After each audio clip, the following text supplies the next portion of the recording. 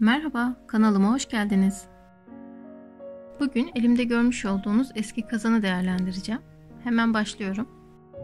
Ben kağıt ip kullanacağım. Hasır ip de kullanabilirsiniz. Elinizde ne varsa onu değerlendirebilirsiniz. Kazanın boyundan biraz uzun kağıt ipimi katlıyorum.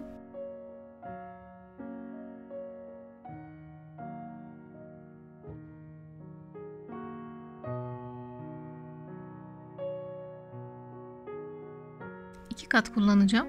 Kazanın arkasına sıcak silikonla 1 santim aralıklarla yapıştırıyorum.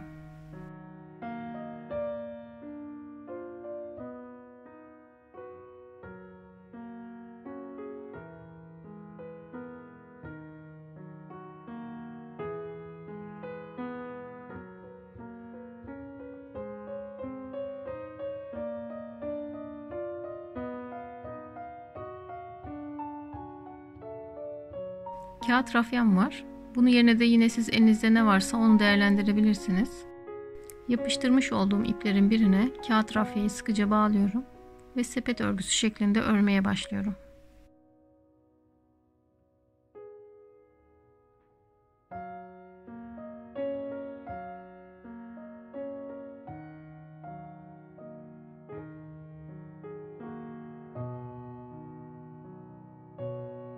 Gördüğünüz gibi bir alttan bir üstten geçirerek örmeye devam ediyorum.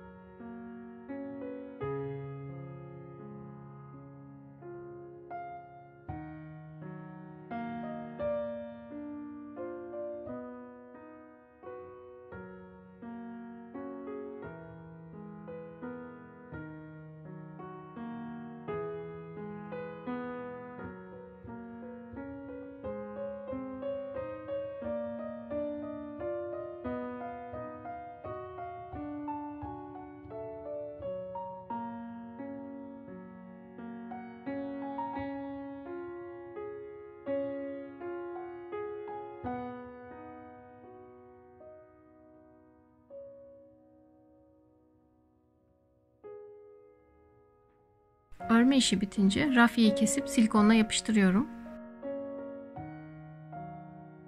Kağıt iplerin fazla kısımlarını kesiyorum.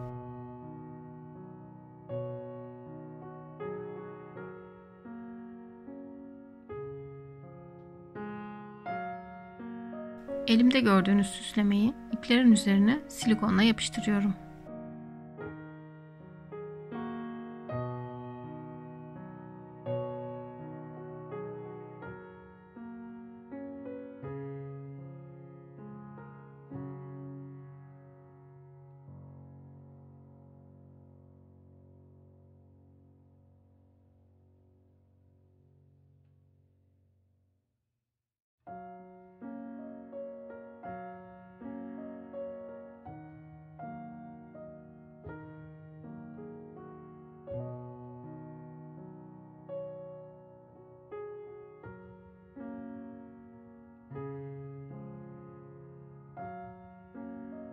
Yine kağıt ip kullanarak kuplarını da sarıyorum.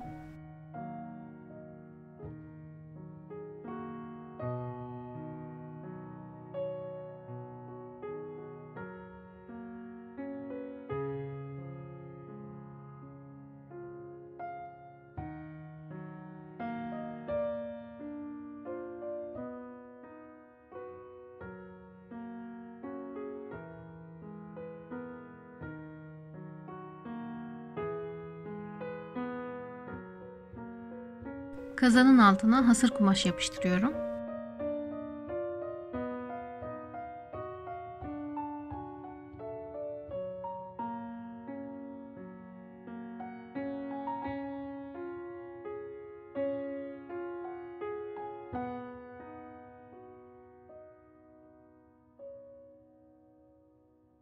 Kenarda açık kalan kısımları da kağıt ip yapıştırarak kapatıyorum.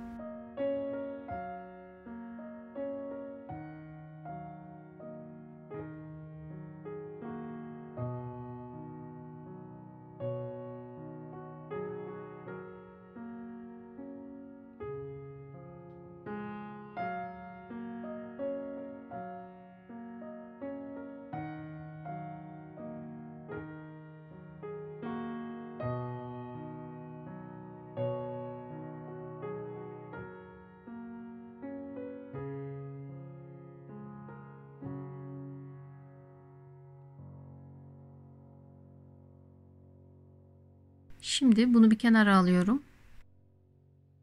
Elimde ortalarında oyuklar olan 4 tane eski sandalye bacağı var. 2 tane de kazanın altının genişliğinde ortaları oyuk, kenarları çentikli çıtam var. Yapıştırmak için deniz tutkalı kullanacağım. Normal mobilya tutkalı da kullanabilirsiniz. Oyuklara bir miktar tutkal sıkıyorum.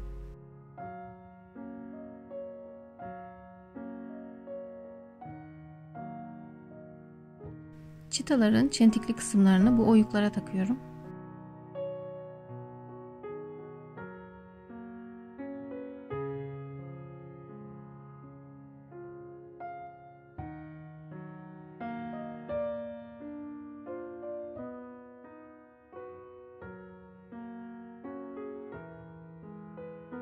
Şimdi çıtaların da oyukları birbirine denk gelecek şekilde tutkalımı sıkıp yapıştırıyorum.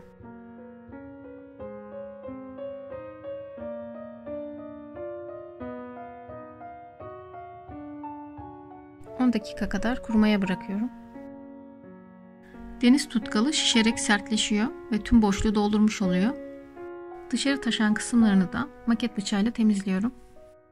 Deniz tutkalı kullandığım için çivi kullanmaya gerek görmüyorum. Ama normal tutkal kullanırsanız birleşim yerlerini çiviyle mutlaka sağlamlaştırın.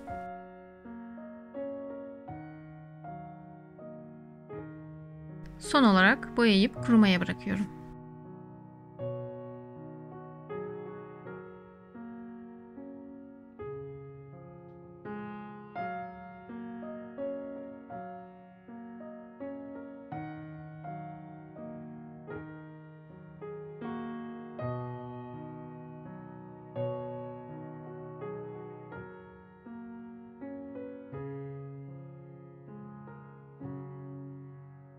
Artık saksı ayağımız ve saksı atlığımız kullanıma hazır. Evinizin bir köşesini renklendirmek için çiçeklik olarak kullanabilirsiniz. Bugünlük de benden bu kadar. Umarım projemi beğenir ve paylaşırsınız. Kanalıma abone olup bildirim zilini de açarsanız tüm yeni videolardan haberdar olmuş olursunuz. Bir sonraki videoya kadar kendinize çok iyi bakın. Hoşça kalın.